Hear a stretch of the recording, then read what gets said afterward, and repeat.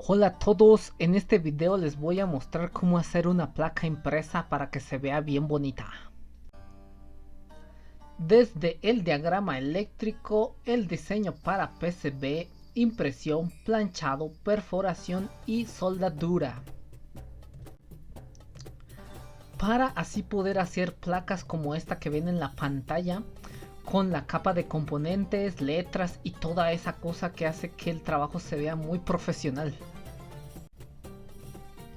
Es muy importante que si es la primera vez que hacen una placa vean este video hasta el final, donde les mostraré unas tomas sobre cómo soldar, ya que esa es la parte donde las cosas suelen ponerse feas.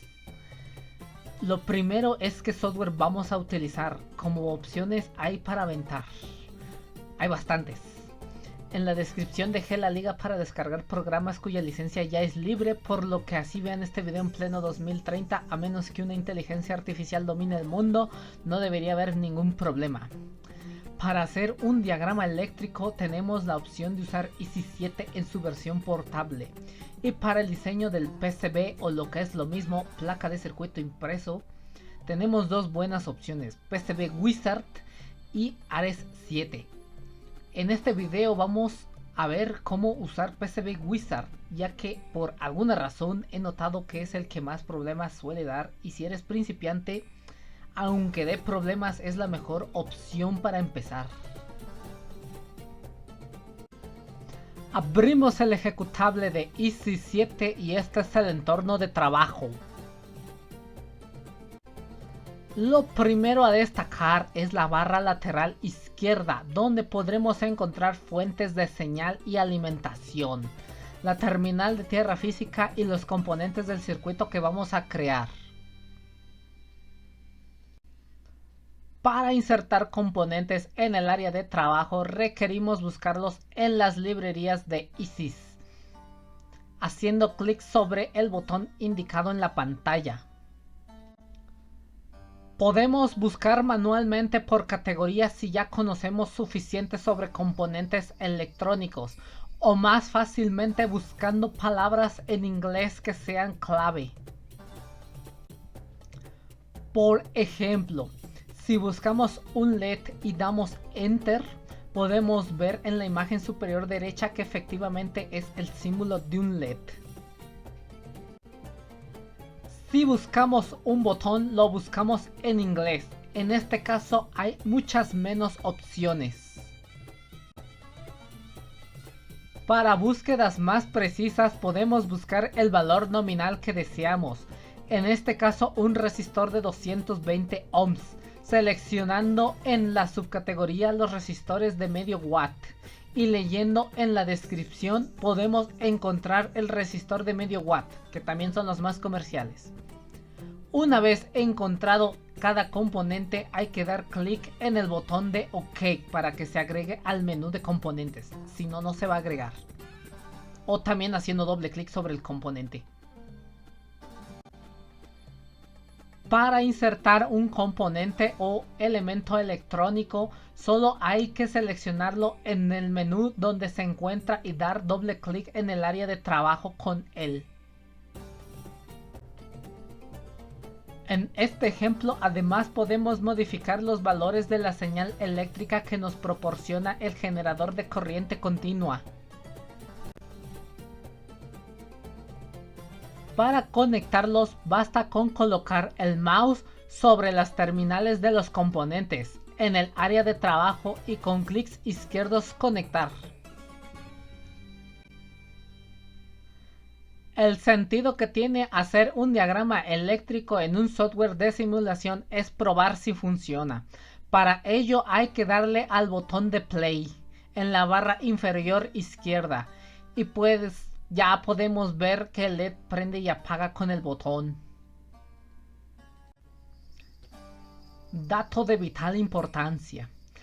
Es requerimiento asegurarse de que en la descripción de los componentes de salida como LEDs, LCDs o displays diga que son animados. Aunque también se puede hacer en una protoboard con el riesgo de que se queme algún componente.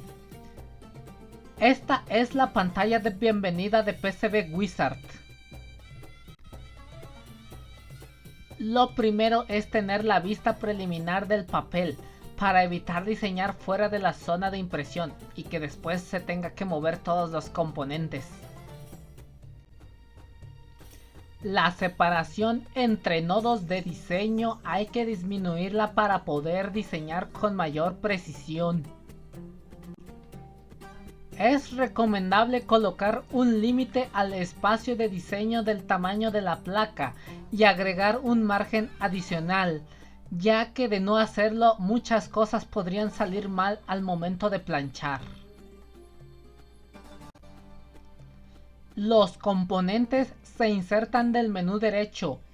Si es la primera vez que vas a soldar, es deseable modificar el tamaño de los pads a uno ligeramente más grande con el fin de facilitar la soldadura. Para insertar los caminos de cobre se selecciona la herramienta Track. Es recomendable que los ángulos de las vueltas sean de 45 grados, ya que los de 90 grados pueden generar resistencias parásito, que en circuitos con integrados llegan a dar problemas y luego nadie sabe por qué. Para agregar palabras o firmas se usa una label de la capa de cobre.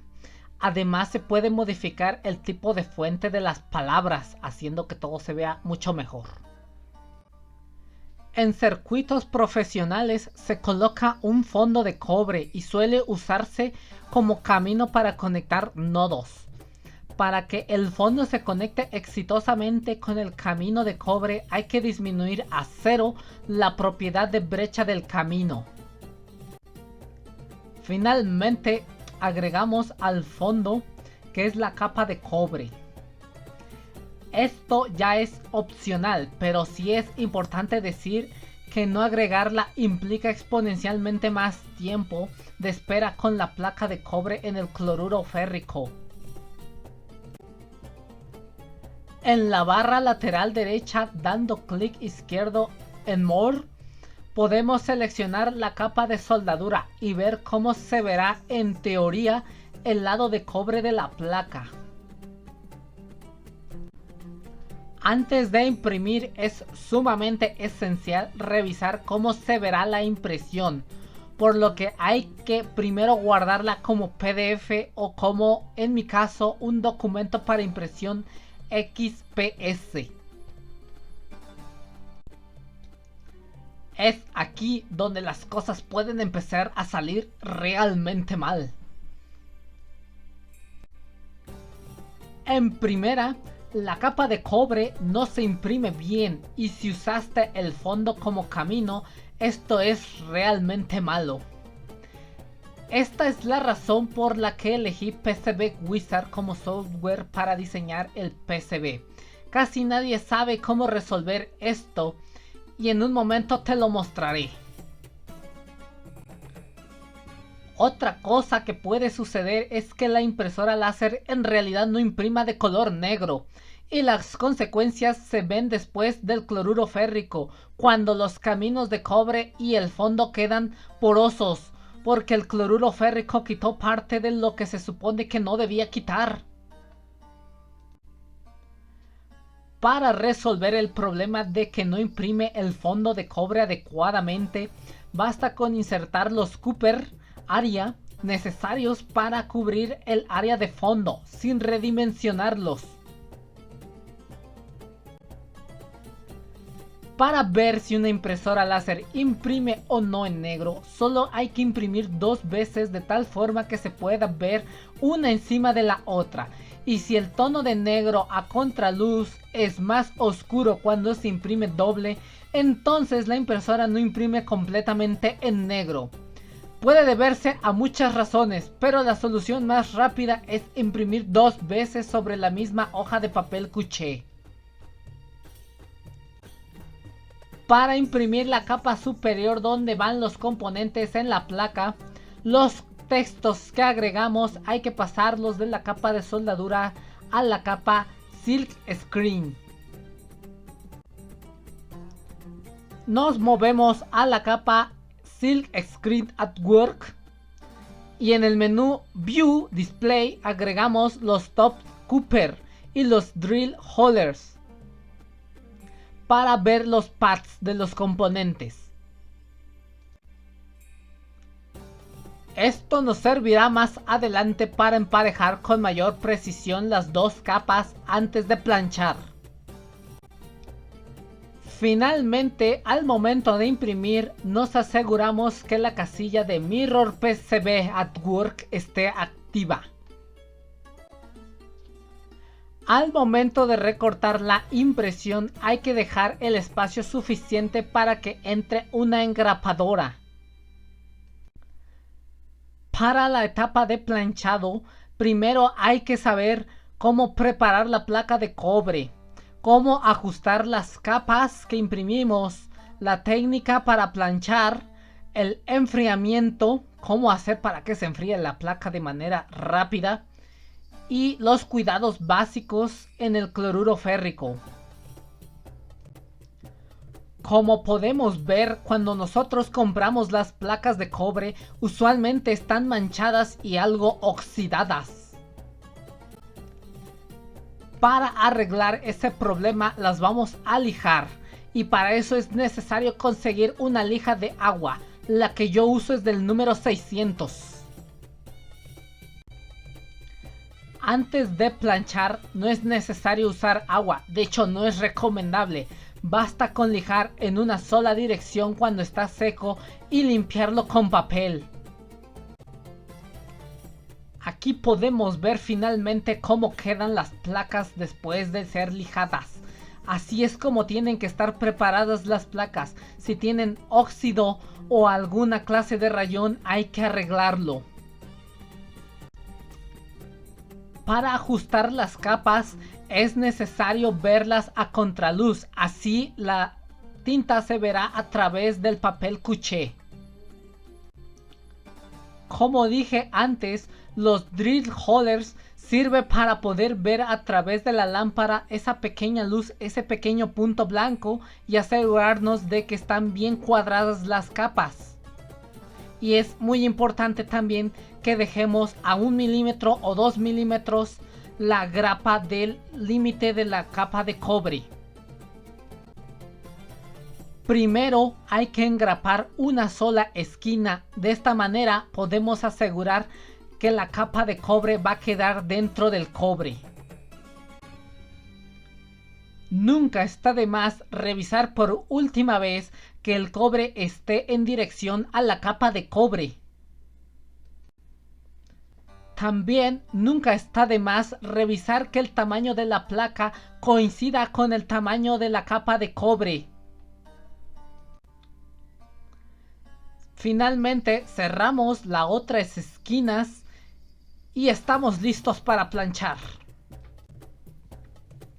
Es importante limpiar el espacio donde se va a planchar y asegurarnos de que no tenga ninguna basura o borona que pueda provocar que la capa de cobre no quede completamente impresa en la placa. Si además engrapaste antes sobre el espacio donde vas a planchar, asegúrate de que no exista ninguna grapa enterrada en la madera o en la superficie donde vas a planchar. Justo antes de planchar es importante que tengas un recipiente con agua para cuando esté caliente puedas enfriarlo de manera inmediata. Asimismo, un palito de madera o una hoja para asegurarte de que no se está quemando la placa.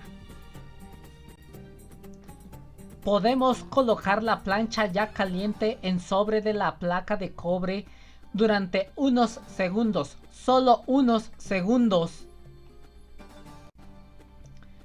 Y podemos empezar a observar que se empieza a marcar la capa de cobre sobre la placa.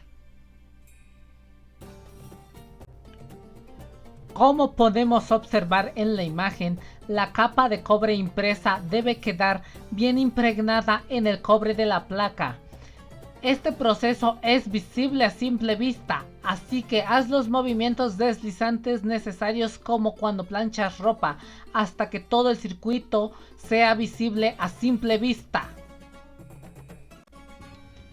Puedes usar el palito o unas pinzas para voltear la placa y planchar la parte donde se ven los componentes.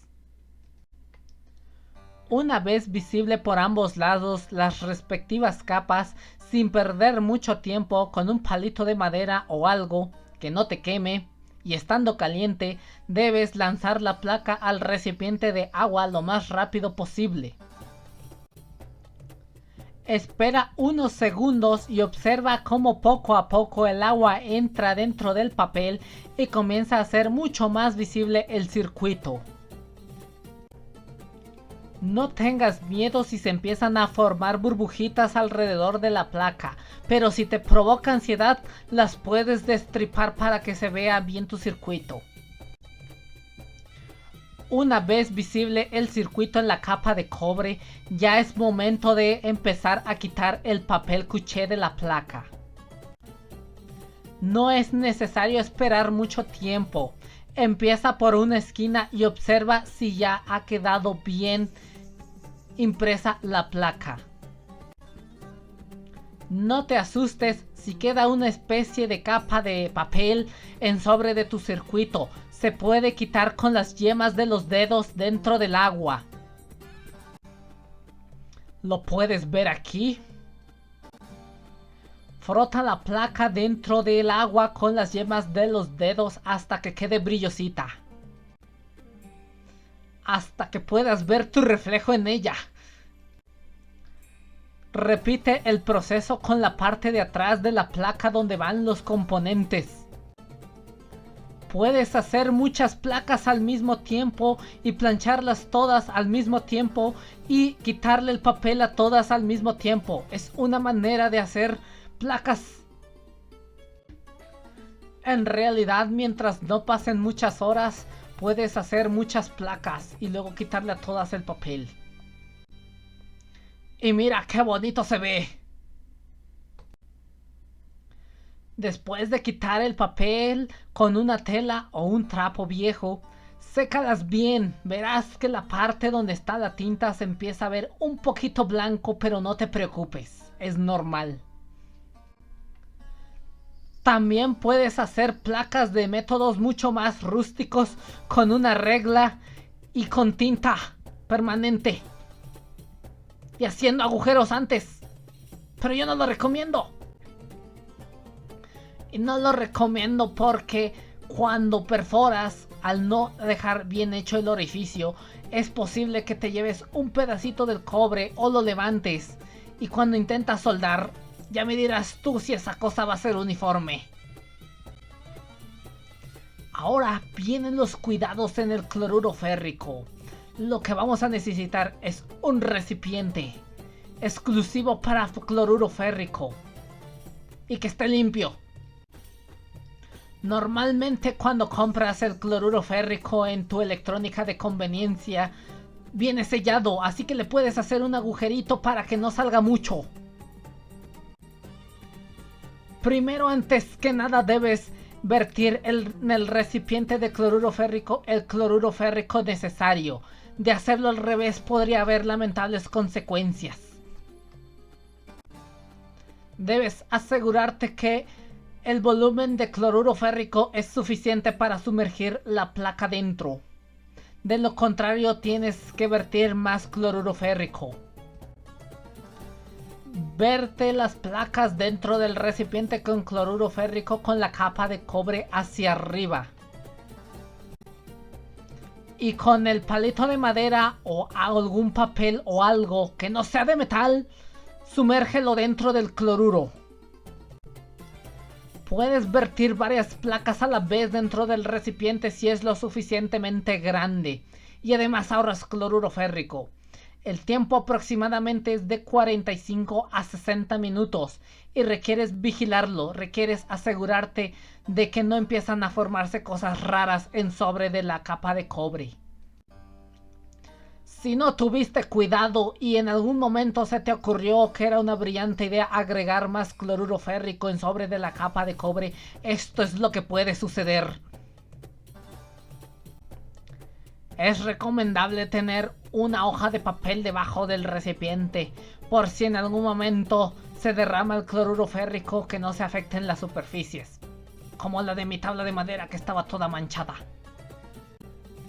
Así, toda manchada.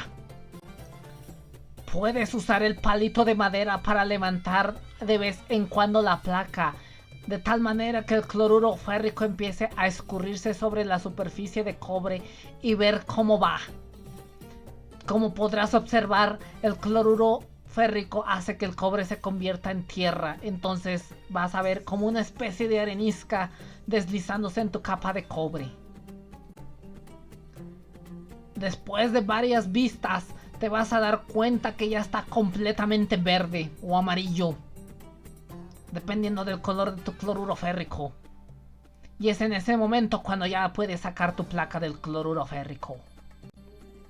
Puedes usar el mismo recipiente con agua que usaste después de planchar para quitar el cloruro férrico.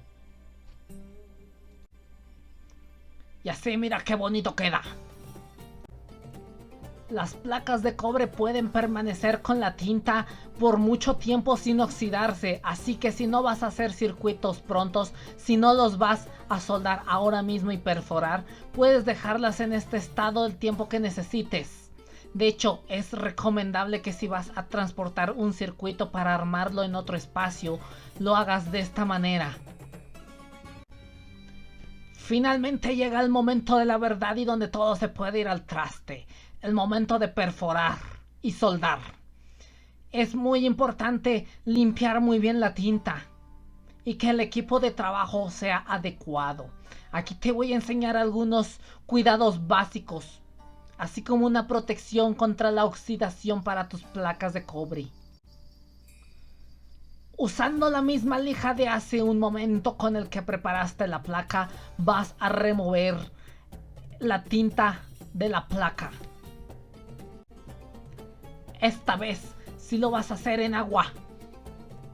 Con un chorrito chiquito, no desperdicies el agua. Tienes que echarle muchas ganas al lijar. Te recomiendo usar el pulgar. El proceso de limpieza de tinta es poco a poco. Esto ya es cuestión de gustos. Puedes batallar y quitarle toda la tinta al cobre. Y entonces como recompensa se verá así, toda brillosita y reflejando la luz. Pero como dije antes, es cuestión de gustos. También le puedes quitar solo lo necesario para que puedas soldar y dejar el resto como un fondo negro. Revisa bien cómo está el circuito. Asegúrate de que no estén haciendo contacto cosas que no deberían estar haciendo contacto. Por ejemplo, aquí el cobre por alguna extraña razón seguía junto en ese pedacito. Entonces se lo quité con cúter.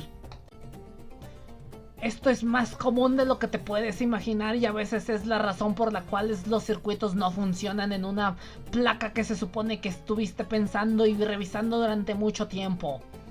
No te preocupes, tiene solución. Por último, puedes volver a revisar a contraluz qué tan preciso y qué tan cuadrado quedó.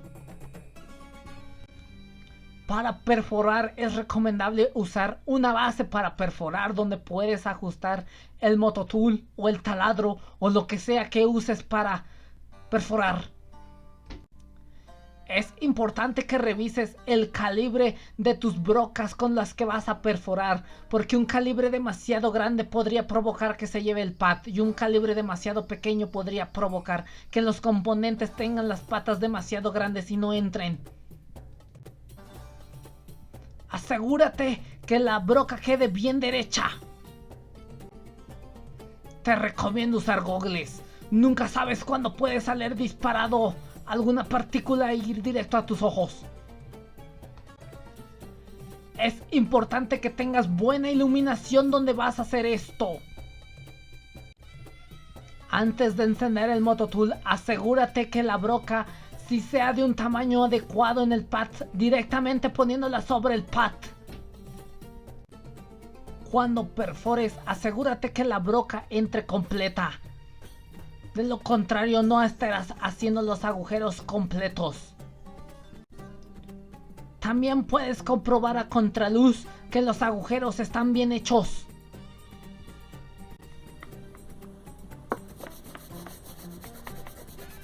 Aquí podemos observar el movimiento ondulatorio que hay que hacer al recipiente con cloruro férrico para acelerar el proceso en caso de que tengas poco tiempo.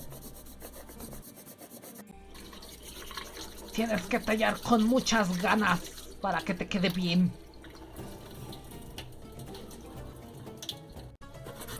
También te puedes apoyar del suelo de tu lavadero para que pueda quedar mucho mejor lijado.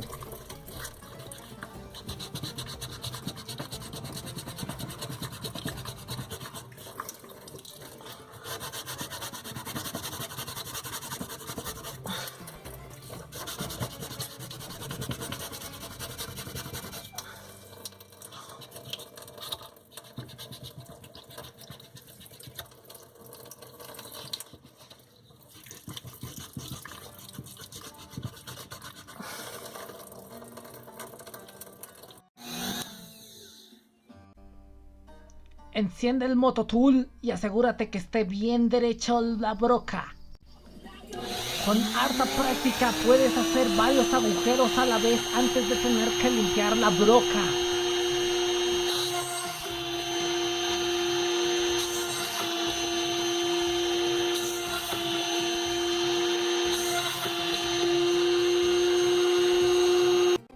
Limpia con cuidado la broca, no la vayas a romper. Cuando soldes, primero calienta el cobre y la pata del circuito o componente que vas a soldar. Posteriormente coloca la soldadura alrededor y sobre la patita. Y repite el proceso cuantas veces sea necesario hasta que aprendas.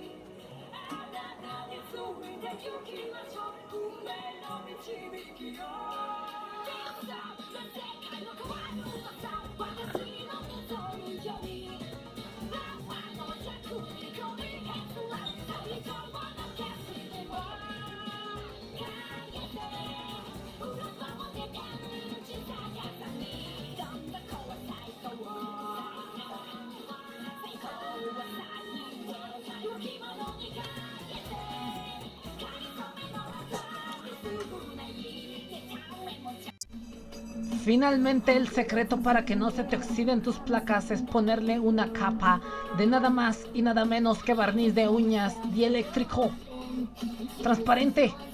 O si lo quieres de colores, pues también se puede. Deberías comprobar con el multímetro antes que no hay conductividad dentro del recipiente.